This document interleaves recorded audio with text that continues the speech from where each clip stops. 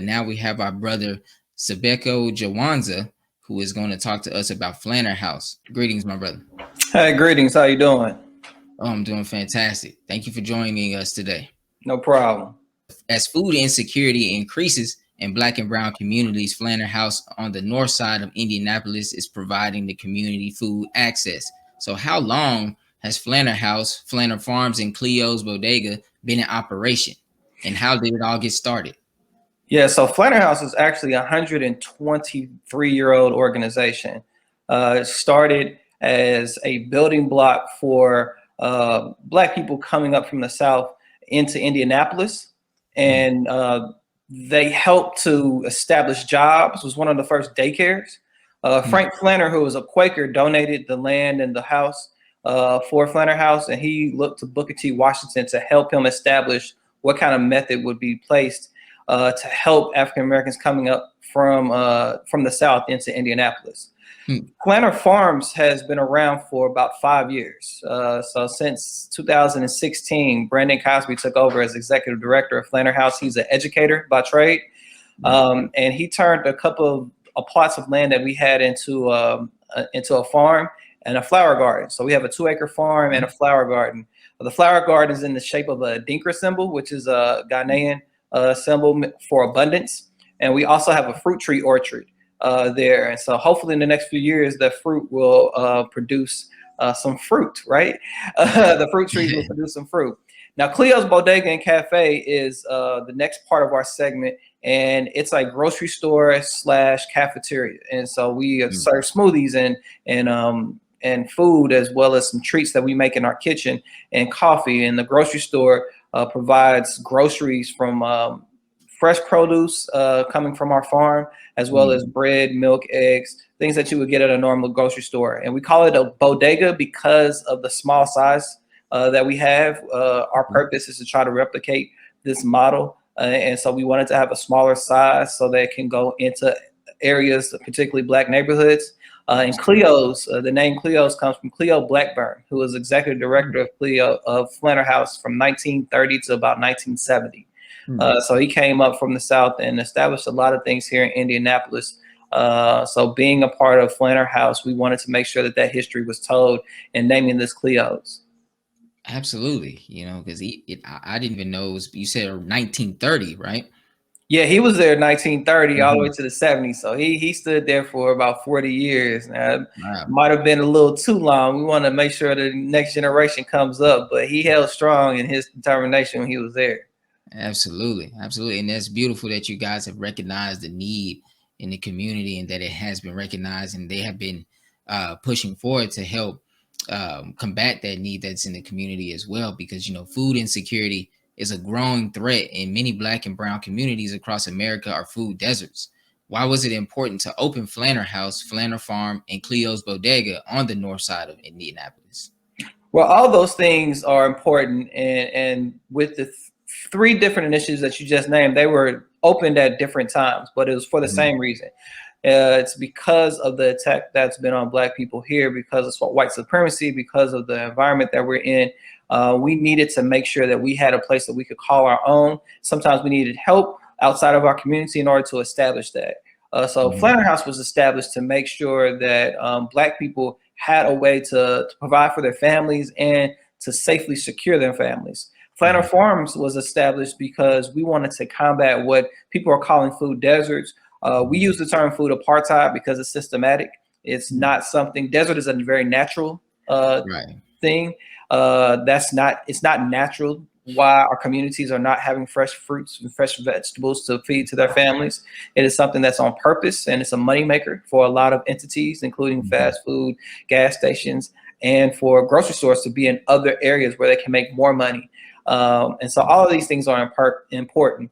And the importance of the Cleo's Bodega, not just for the grocery store, because the grocery store serves as a conduit for you to be able to get fresh fruits and vegetables and other things that you need for your dinners and your lunches and breakfasts, snacks as well, right? But we have a space with free Wi-Fi that is a space that's safe, particularly for Black people, as we see a lot of our institutions and a lot of our stores can be scared of our presence. And so we want to make sure that in the Black community that's on the northwest side of Indianapolis, we provided a space that you can come, sit, have a meeting, and have free Wi-Fi. In Right. our area, there's not a place like that. There's not a Starbucks in that area. We're on 24th Mm. Street. There's a Starbucks on 10th Street and then a Starbucks on 56th Street. And so you have that gap Mm. of an area. And the only place to gather would be either on your front porch or in a park. And if you are familiar with Indianapolis, it gets pretty cold during the winter times. And so we're just now breaking out of that winter time. So we needed a space where people could come and feel safe to have a meeting. And we've been welcome. Like we've had poetry jams, weddings,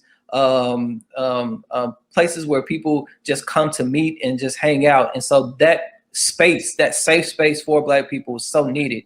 And Right. it's not just about food security, but it's about food sovereignty. You know, it's about feeding ourselves and providing for ourselves and having the jobs that we're having for our community. Sure. Most of our staff live in the neighborhood. Most of our staff walk to work. And Mhm. that's something that we wanted to do, was provide food, provide jobs, and provide a safe space for our people. Wow. Wow. It's that's interesting that you say that you got that most of the staff live in the neighborhood because that's important so they have an understanding, a true understanding of what the neighborhood needs and how they can help the neighborhood as well. Because you mentioned food apartheid. And, the north side of Indianapolis went from a food desert to a full-blown food apartheid. So how were you able to see it as an opportunity? And what are a few of the factors that have led to your success? Some of the factors have been the engagement. We did not Mm. come up as Flanner House with the idea of providing a farm and a grocery store. This came from community meetings. Mhm. Brandon Cosby, again, our executive director, sat in on meetings his first year and was really listening to what people were saying in the community. And he went off of what they were saying. We want a grocery store. The grocery store closed in 2012, that was down the street. And so there was a need for that in the neighborhood. And when people came up saying that they could do it, but beggars can't be choosy in terms of the type of food that they have, the community didn't go for that. And so Brandon decided to do it on his own. He actually created the platform for us to be able to have this. But going back in history, this whole area on the northwest side of Indianapolis, which is predominantly Black, has always molded itself up to be able to be self-sufficient. Mhm. And because of things that happened throughout the city, with the highway being built right between the neighborhood and messing up a lot of property value, and a lot of people of beings would move further north outside of the neighborhood. It left a gaping hole in the community in terms of resources and responsibility and just mentors and just the sense that things can be self-sufficient within that area. And I believe that's what we're trying to do.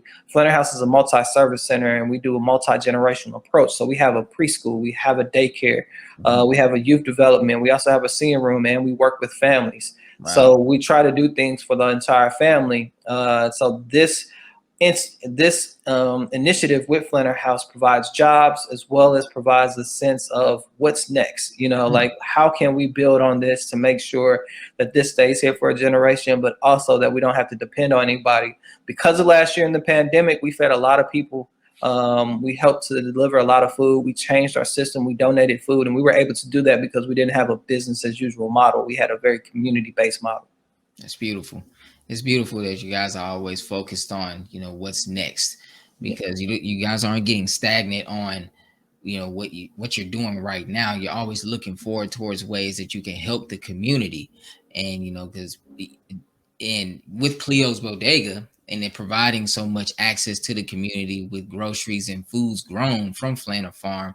So, what are a few examples of the products and healthy foods provided at Cleo's Bodega? Yeah, so what we try to do is become a place where other businesses can flourish.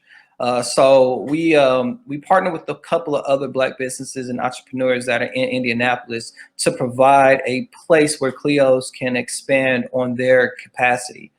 For instance, Chef Oya, who owns the Trap seafood restaurant, it's a walk-up seafood restaurant, and she makes her own trap butters. She has 5 different trap butters. OG garlic. She has a jerk, curry, sweet Thai.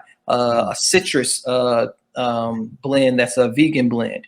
And so we use all of those, and we made sure that we created these grilled cheese sandwiches that are like gourmet grilled cheese sandwiches that mixes up these blends with different cheeses to create this. Londo's Flame Aid, Joe Green with his turkey ribs. And on the grocery store side, you know, you can find shea butter from vendors, as well as Sister Lakaya. Beautiful. She has Earthly Clean, which is a cleanser, and it's a natural cleanser that she created at her home because of her children and wanting to make sure that her children were safe. And you know, she represents the Nation of Islam, and this sister right here also has a hand sanitizer. And so I wanted to make sure that products like these from individuals within our community who was making things for our community were in there. And then you can find your normal groceries. You can find your bread. You can find your green peppers and your tomatoes. We're just starting our planting season. So you'll find our produce in there. But what we're having, again, what's next? We're going to build a greenhouse this year. So Fantastic. throughout the whole year, you'll be able to get our fresh produce and we will be able to control how much food we're able to grow and where that food comes from and the nutrients, the water, the type of environment that those foods are grown in so that we can provide our community with the healthiest options. Wow, that is fantastic. So you mentioned a lot of amazing products there, especially whenever I'm in Indianapolis, I definitely need to come by Cleo's Bodega so I can try out some of those products myself. Because some of those butters that you mentioned sound fantastic, and that grilled cheese sandwich sounds like, because I'm a big fan of grilled It cheese. mixes well with some of the bean pies that we have here that come straight from Chicago, bro. So you know, make sure you come on down there. You know, we definitely have that. I cannot believe I forgot to mention that on this broadcast. That we can Absolutely. definitely get you a slice there. Yes, sir. The fantastic supreme bean pies. Yes, sir. So, what other services and programs does Flanner House and Flanner Farms provide to help the community become more self-sufficient? Well, the self-sufficiency is always ingrained in us. What we actually need is a way to navigate between this world of white supremacy. And so we have a daycare, preschool, infant to 5-year-olds, and the curriculum there is all about love. There's abundance of Black teachers that are there in that institution, and Flanner House is known for Flanner kids. Like a lot of people went to Flanner House for daycare. I mean, this is a 123-year-old institution. And there's not a many 123-year-olds around. So, you know, that means that there's pretty much somebody in Indianapolis. If you know somebody in Indianapolis, they know somebody who went through Flanner House or their family went through Flanner House. And so starting with those young people and the way that we try to ingrain our farm with that is that our farm encompasses or surrounds the playground, the daycare playground. So when they come outside, they see that, as well as making sure that we have our own farm beds within the youth's playground. And so we have some strawberries in there, and I haven't seen not near strawberry because they come outside and play and they pick the strawberries and eat them. You know, so it's one of those things with the youth development. These are elementary, middle school young people who come from after school, and we pick them up. Sometimes schools dismiss at 3 o'clock. Sometimes they dismiss at 4. Sometimes they dismiss early at 1. And so we go pick them up and bring them to Flanner House or during the breaks, during spring break and winter break. So we provide that for them. And then the Center for Working Families helps with resources for families who are trying to get back on their feet or just trying to survive this navigate this world. It's rental assistance, energy assistance, resume building, job fairs. And so we have those things. And then before the pandemic, we had a room for the seniors who would come about 2 or 3 times a week and they could socialize and engage. But what we transformed that into just making sure that we check on our elders. And so now we have someone who goes around, checks on them, calls them, makes sure they have what they need. Do they have their groceries? Do they have everything? Are their loved ones checking on them and all that? And then just being a conduit for the community. There's a community builder there that establishes a newsletter so people can get their stories out, as well as we can connect with the neighborhood associations and some of the other institutions that are around the neighborhood and start connecting on a more broader base plan of improving how the world sees us as a community, but also what we need as a community to be able to survive this crazy world. Absolutely. Well, wow, that was fantastic. Obviously, we see Flanner House has been a beautiful and a huge impact in the community. And before we close out, let us show a nice clip of what Flanner House is pretty much all about. Flanner House on the northwest side of Indianapolis has been a center of community empowerment for more than a century. This week, volunteers set up a new community garden at Flanner House designed to educate and connect people to the food they eat. WRTV's Cornelius Honker shows us how Flanner House has made this community garden a place for everyone.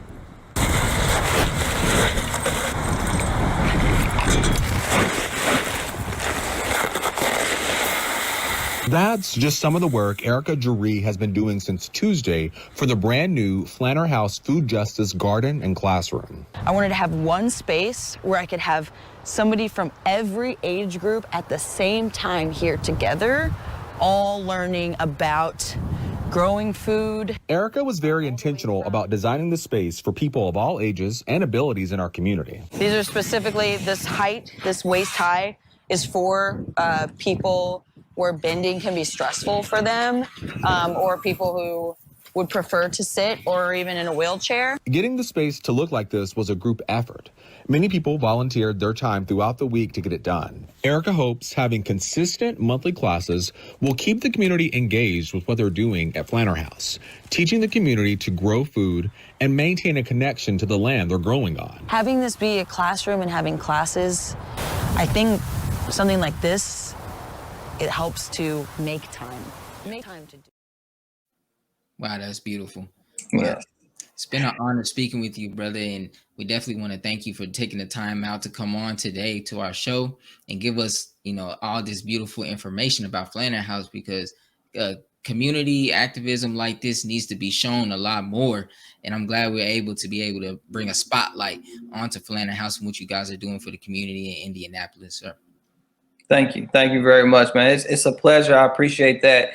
And kind of like Erica's our greenhouse manager who was talking, and we're establishing that medicine garden as well as a farm where people of all disabilities and abilities and ages can help. But you saw her shirt, destroy power, not people. And the young people that were working there, those are our feed young people. Farming, education, employment, distribution, FEED. Those are 16 to 24-year-olds who work on our farm, and we pay them. And we make sure that we go through the right systems to make sure that they have a leg up. And that's what this is all about, making sure that we leave something down for the next generation. Wow, that's beautiful work, brother. And thank you again for taking the time out to come on our show today, brother. You have a blessed night. Appreciate you. Thank you. Thank you.